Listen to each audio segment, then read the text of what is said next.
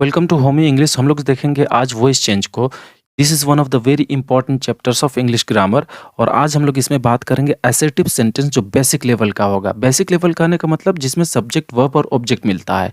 देखो बच्चों, क्लास 12 का अगर हम बात करें, obviously West Bengal council of higher secondary education, ये वाला यानी वेस्ट बंगाल बोर्ड जिसको जनरली बोल देते हैं हम लोग, इसके सारे क्वेश्चन को देखेंगे।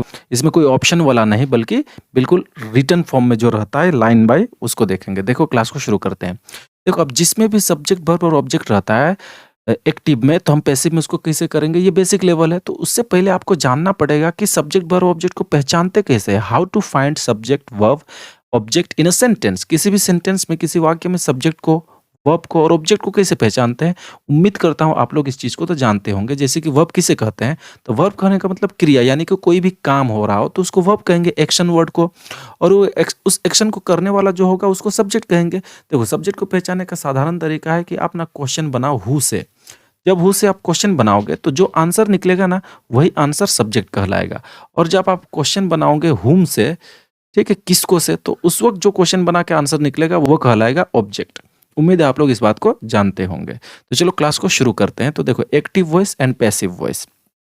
तो एक्टिव वॉइस में स्ट्रक्चर कुछ इस तरह से होगा, सब्जेक्ट होगा, उसके बाद वर्ब होगा, उसके बाद ऑब्जेक्ट होगा। ये बिल्कुल बेसिक लेवल वाला है। तो इसका जो पैसिव हम लोग बनाएंगे तो कुछ इस तरह से बन जाएगा, देखते हैं।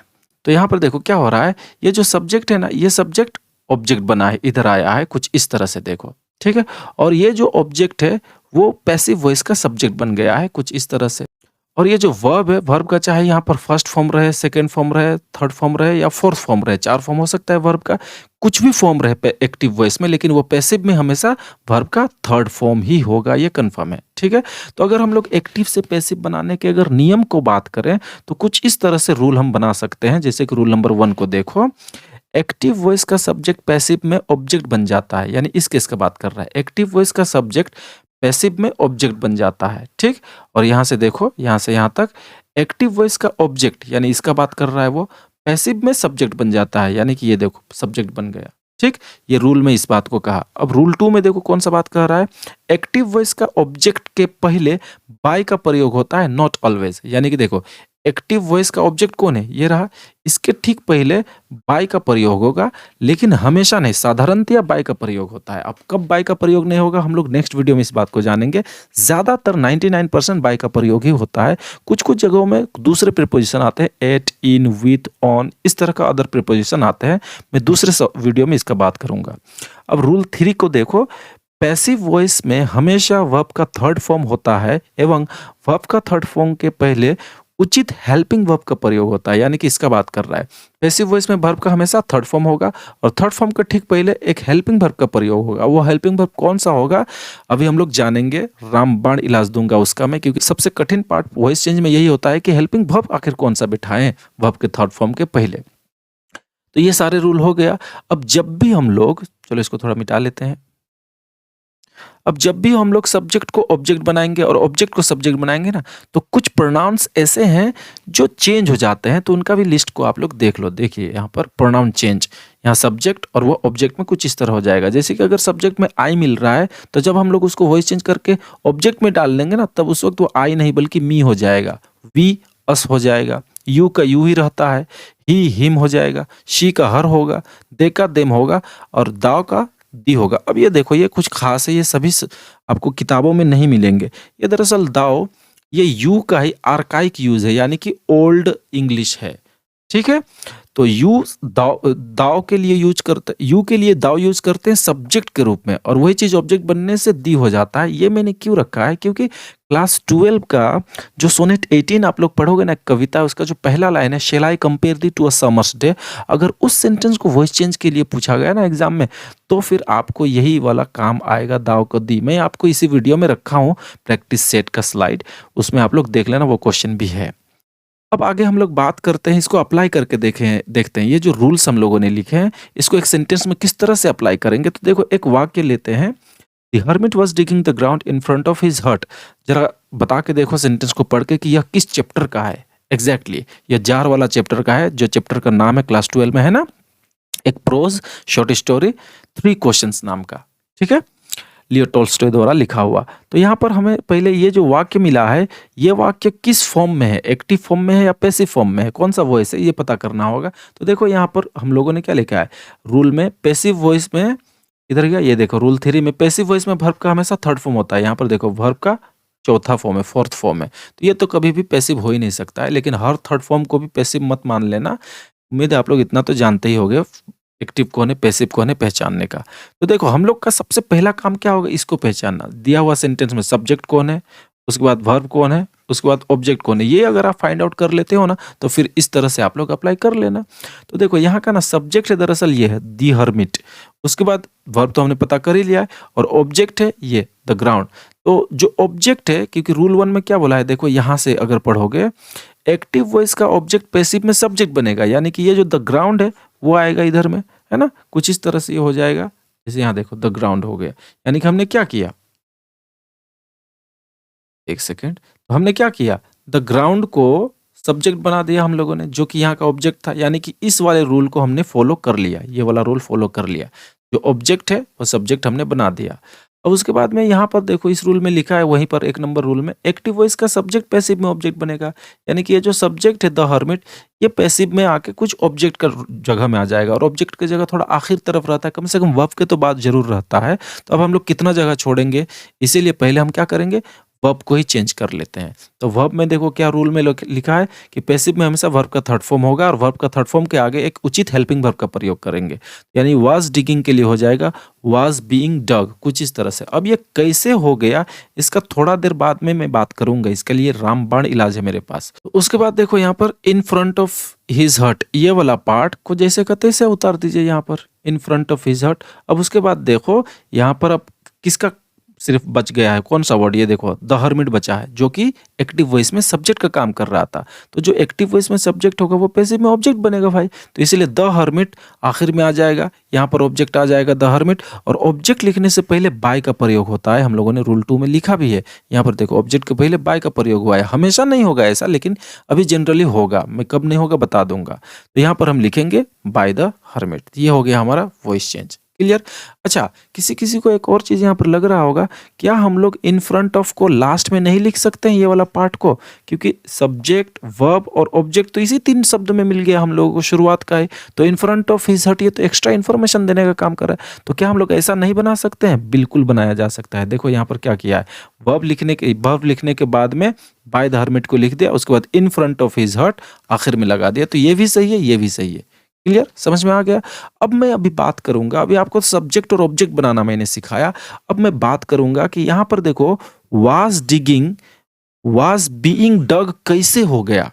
ये हो गया है वर्ब चेंज की वजह से। तो अभी हम नेक्स्ट स्लाइड में बात करेंगे वर्ब चेंज के बारे में। देखो ये है वर्ब चेंज, इसको मैं नाम देता हूं, इसको रामबाण कहता हूं, क्योंकि ये हमारे पास एक ऐसा स्लाइड है, हमारे लिए एक ऐसा इन्फॉर्मेशन है जो किसी भी प्रकार का वर्ब चेंज को आप इजीली सॉल्व कर पाओगे, ये अगर रहा तो। इसको रट्टा मार के याद करने की जरूरत नहीं, आप स्क्रीनशॉट रख लो मोबाइल से, या फिर आप नोट डाउन करके रखो, अच्छा तो होगा नोट बनाने के लिए, नोट कॉपी में। इसको बार बार देखोगे तब याद ही हो जाएगा, बार बार प्रैक्टिस करो, इसको उल्टा उल्टा के देखो बनाते वक्त। अभी मैं अप्लाई करके बताऊंगा कैसे।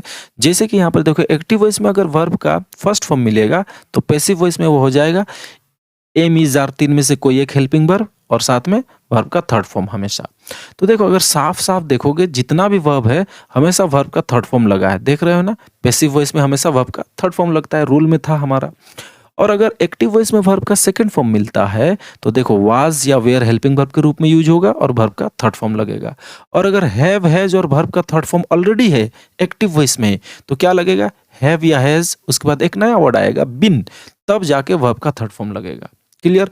और हैड V3 के लिए हैड बिन V3, इस तरह करके हर वर्ब को मैंने यहाँ पर लिख दिया है, कौन सा हेल्पिंग वर्ब कब आएगा। क्लियर। यहाँ पर भी देखो, यहाँ पर can oblique could, may, might, should, would, must, उसके बाद में वर्ब का फर्स्ट फॉर्म रहेगा, यानी कि मॉडल ऑक्सिलरी वर्ब का बात कर रहा है, तो वही होगा कैन, कुड, मे, माइट, यही सब आएगा, साथ में बी लगेगा, उसके बाद वर्ब का थर्ड फॉर्म लगेगा। उसी तरह कुड, शुड, हैव, उसके बाद V3 लगेगा, तो कुड, शुड, हैव, उसके बाद बिन V3 लगेगा पैसिव वॉइस में। अब यहाँ पर देखो ये थोड़ा सा एडवांस पार्ट है। अगर हेल्पिंग वर्ब के रूप में कभी भी डू या डज आया ना, किस रूप में? Helping verb. एचवी करने का मतलब हेल्पिंग वर्ब। हेल्पिंग वर्ब के रूप में आया तो पैसिव वॉइस में हमेशा ये डू डज का हो जाएगा एम, इज या आर हेल्पिंग वर्ब के रूप में। और अगर डिड आया हेल्पिंग वर्ब के रूप में एक्टिव में तो पैसिव में हो जाएगा वाज या वेयर। और अगर कुछ और हेल्पिंग वर्ब के रूप में आया, जैसे कि मान लीजिए यहाँ पर देखो एम, इज, आर, ये एक्टिव वॉइस में ऑलरेडी हेल्पिंग वर्ब के रूप में यूज हुआ है, तो देखो ये एम इज आर का एम इज आर ही है। एक नया वर्ड आ रहा है खाली बीइंग। देखो जब भी वर्ब का चौथा फॉर्म रहेगा ना, बिफोर, जब भी वर्ब का चौथा फॉर्म रहेगा एक नया वर्ड आ रहा है बीइंग पैसिव वॉइस में। और जब भी वर्ब का थर्ड फॉर्म, तीसरा फॉर्म रहेगा, जैसे यहाँ पर देखो तीसरा फॉर्म है तीनों में, तो एक नया वर्ड आएगा बिन। तो इस तरह से आप ना याद रख सकते हो, ठीक है। सॉरी, यहाँ पर बिन होगा, BEEN, सुधार लेना। हाँ, शेल या विल हैव बिन V3 होगा, क्योंकि यहाँ पर वर्ब का थर्ड फॉर्म आया है। यहाँ पर भी देखो वर्ब का थर्ड फॉर्म आया है, तो देखो नया वर्ड आया है बिन। क्लियर? अगर वर्ब का चौथा फॉर्म तो नया वर्ड आएगा बीइंग पैसिव में, और अगर वर्ब का थर्ड फॉर्म है एक्टिव में तो नया वर्ड आएगा बिन। इस चीज को याद रखो। अब यहाँ पर आते हैं फिर से, इसको देखो डू या डज, उसके बाद में अगर नॉट है तो वर्ब का, उसके बाद वर्ब का फर्स्ट फॉर्म है, ये नेगेटिव में होगा। तो देखो डू या डज के लिए क्या यूज किया गया?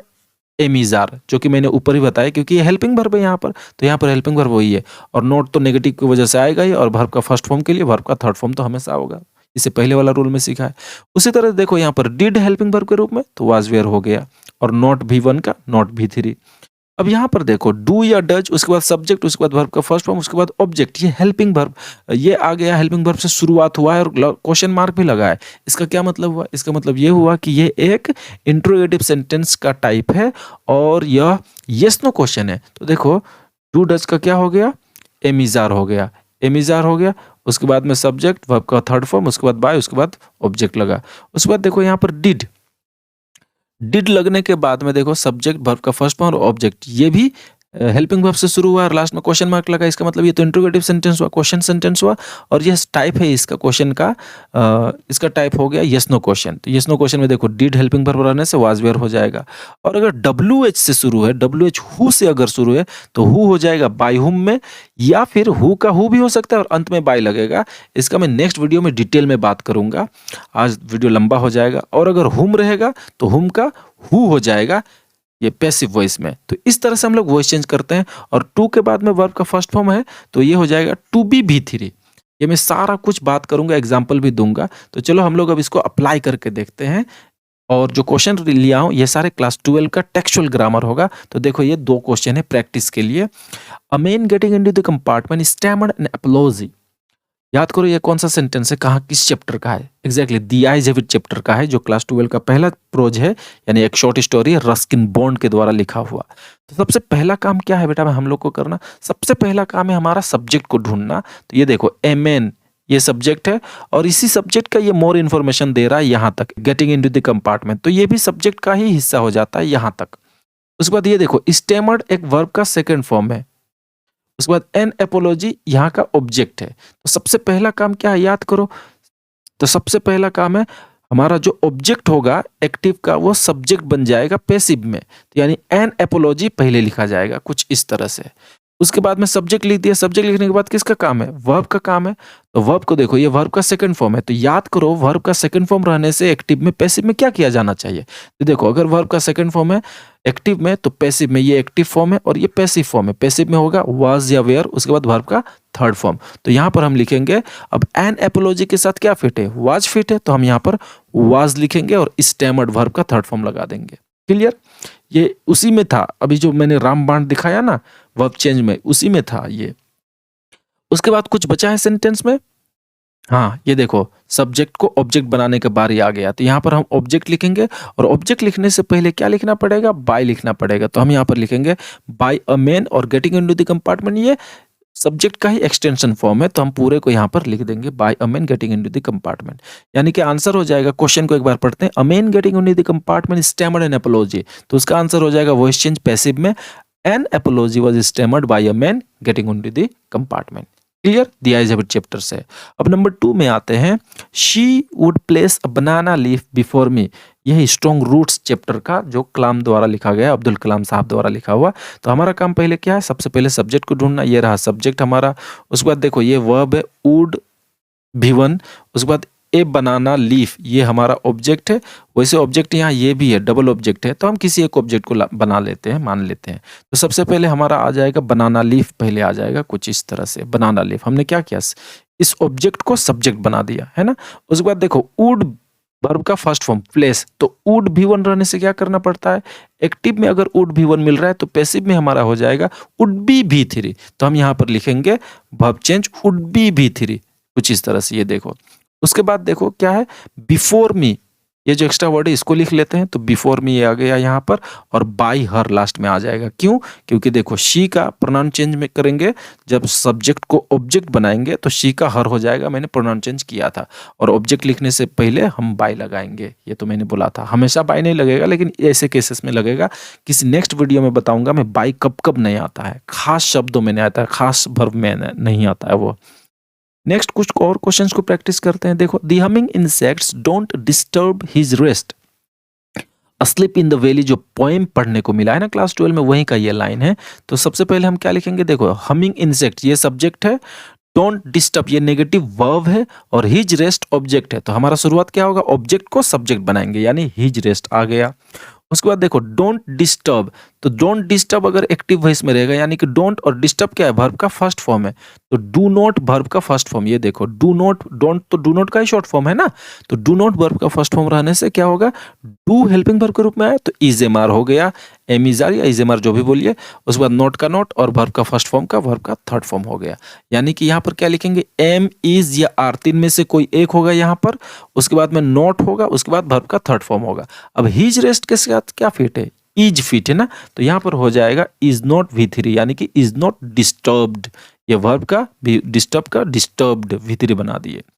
उसके बाद कुछ बचा है, हाँ अब बस इस सब्जेक्ट को ऑब्जेक्ट बनाना बाकी है। तो इसको जब हम लोग ऑब्जेक्ट बनाएंगे तो आगे तरफ बाय लिख के बनाएंगे, है ना, तो यहाँ पर हो जाएगा बाय दी हमिंग इंसेक्ट्स, इस तरह से। क्लियर।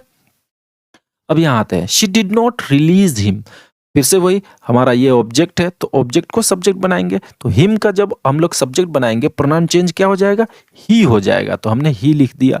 उसके बाद देखो डिड नॉट रिलीज, रिलीज एक वर्ब का फर्स्ट फॉर्म है, यानी डिड नॉट V1 रहने से क्या करना पड़ता है, ये एक्टिव ये पैसिव, तो डिड नॉट V1 रहने से वाज या वेयर, उसके बाद नॉट या उसके बाद वर्ब का थर्ड फॉर्म। तो ही के साथ क्या फिट है, वाज फिट है, तो हम लोग लिखेंगे यहाँ पर वाज नॉट और वर्ब का थर्ड फॉर्म लगाएंगे, यानी रिलीज में डी लगा देंगे, वाज नॉट रिलीज्ड, कुछ इस तरह से। उसके बाद में क्या बचा है, शी बचा है, तो शी को इधर ले आएंगे तो वो हो जाएगा हर में, और आगे तरफ हम बाय लगाएंगे क्योंकि ऑब्जेक्ट है वो, तो यहाँ पर हो जाएगा by her. Clear, she was not, he was not released by हर।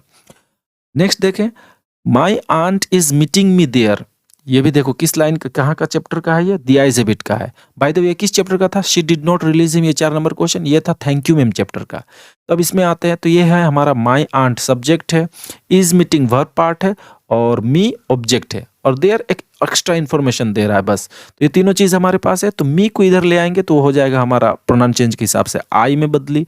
उसके बाद देखो इज मीटिंग, और ये मीटिंग वर्ब का चौथा फॉर्म है, तो इज बिफोर, देखो यहाँ पर एम इज आर, उसके बाद वर्ब का चौथा फॉर्म, ये रामबाण में था, ये वर्ब चेंज में है ना, तो इज यहाँ पर देखो, और वर्ब का चौथा फॉर्म मीटिंग भी आया है, तो रनस क्या होगा, इज एम आर का इज एम आर होगा। उसके बाद बीइंग एक नया वर्ड लगेगा, तब वर्ब का थर्ड फॉर्म बन जाएगा। जब भी वर्ब का चौथा फॉर्म रहेगा, मैंने बताया बीइंग लगेगा। तो यहाँ पर देखो आई के साथ क्या फिट है, आई के साथ तो एम फिट है, तो यहाँ पर हो जाएगा एम, उसके बाद में बीइंग, उसके बाद वर्ब का थर्ड फॉर्म, यानी कि एम बीइंग, मीटिंग का थर्ड फॉर्म मेट, कुछ इस तरह से एम बीइंग मेट, और ये एक्स्ट्रा वर्ड है तो साथ में आ गया देयर यहीं पर। उसके बाद हम लगाएंगे बाय और माई आंट, उसके बाद हो जाएगा सब्जेक्ट का ऑब्जेक्ट बना दिए, तो I am being met there by my aunt. Clear. कुछ और प्रैक्टिस कर लेते हैं। देखो इसको, देखो क्वेश्चन नंबर 6 में देखो, आई would teach you right from wrong, ये सेंटेंस कहाँ का है, थैंक यू मैम चैप्टर का है, उसी चैप्टर से लिया गया है क्लास 12 का। देखो ये है सब्जेक्ट, ये है हेल्पिंग वर्ब, और ये है वर्ब जो कि वर्ब का फर्स्ट फॉर्म है, और ये है ऑब्जेक्ट। तो हम क्या करेंगे, पहले ऑब्जेक्ट को सब्जेक्ट बना देंगे वॉइस चेंज करते वक्त, तो यू हमारा पहले आ जाएगा, यहाँ पर यू हो गया। उसके बाद में वर्ब लिखने के बारे, सब्जेक्ट लिख दिया, अब तो वर्ब का बारे, तो वुड V1 रहने से क्या हो जाता है पैसिव वॉइस में, वुड बी V3, लिस्ट में देखना है तो हम यहाँ लिखेंगे वुड बी V3।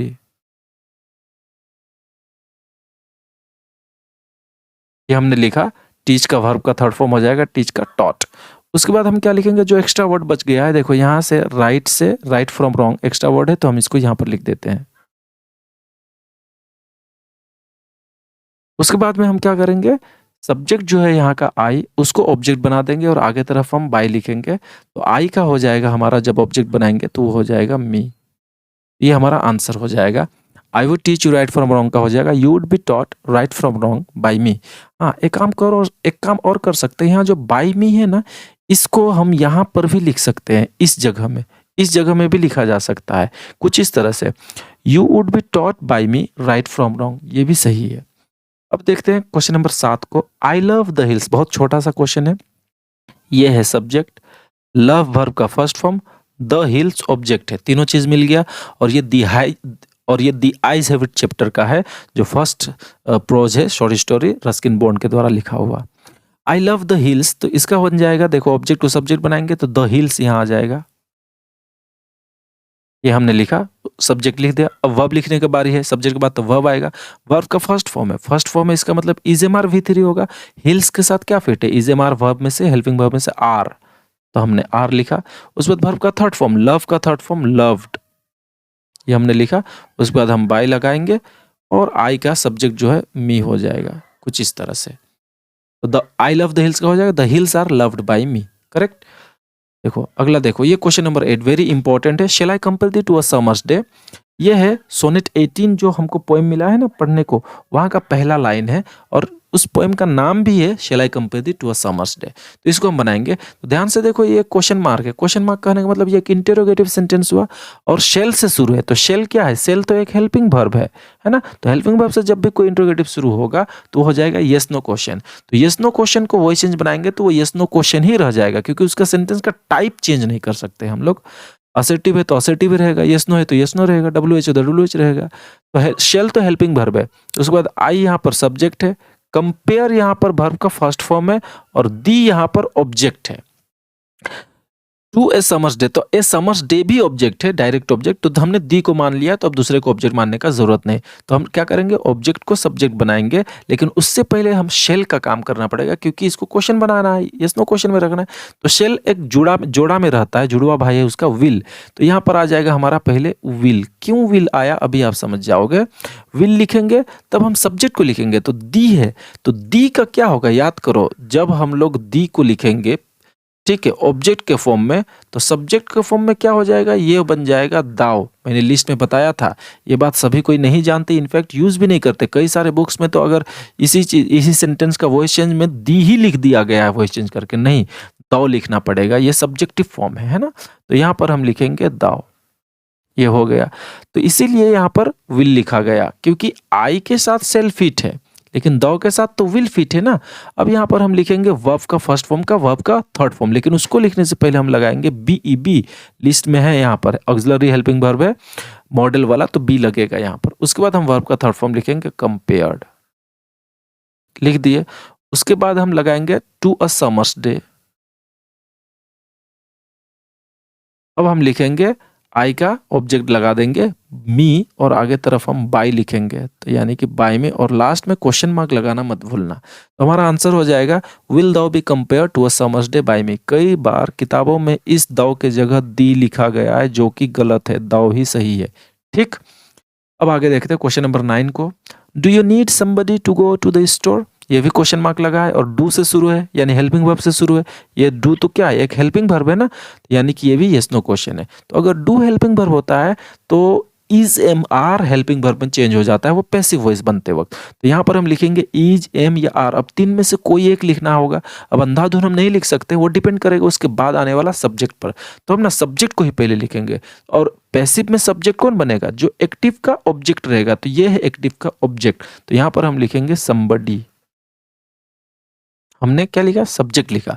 अब जब सब्जेक्ट लिख दिया तब हम पता कर लिए कि यहाँ पर तो इज ही फिट है, इज एम आर में से, तो हमने इज लिखा, इज समबडी। अब देखो यहाँ पर वर्ब है फर्स्ट फॉर्म, तो इसको हम थर्ड फॉर्म में लिखेंगे, यानी नीड का हो जाएगा नीडेड, क्लियर। उसके बाद देखो जो एक्स्ट्रा वर्ड है उसको यहीं पर तुरंत लिख सकते हैं या आखिर में भी लिख सकते हैं, तो मैं आखिर में लिख रहा हूँ यहाँ पर। तो हम यहाँ पर बाय लगाएंगे और पहले यू को लिख लेंगे और आखिर में हम इसको लिख देंगे to go to the store. ये हमारा हो गया। तो करेक्ट आंसर इसका हो जाएगा do you need somebody to go to the store का is somebody needed by you to go to the store. हाँ, इस बाय यू को हम यहाँ पर भी लिख सकते हैं, बार बार मैं कह रहा हूँ, जैसे कि यहाँ पर बाय मी को यहाँ पर भी लिखा जा सकता था ना, मैंने बोला लिख सकते हैं, यानी कि कुछ इस तरह is somebody needed to go to the store by me by you, इस तरह से लिखा जा सकता है। बाय द वे किस चैप्टर का है? Exactly, thank you ma'am chapter का है, क्लास 12 का one of the very interesting chapter है एक। चलो फिर आज का वीडियो को यहीं खत्म करते हैं। नेक्स्ट स्लाइड में, नेक्स्ट वीडियो में मैं आपको बात करूंगा थोड़ा एडवांस लेवल का इंट्रोगेटिव WH क्वेश्चंस के बारे में, ठीक है? Till then take care of yourself and subscribe to my YouTube channel होमी इंग्लिश। Tata, bye bye.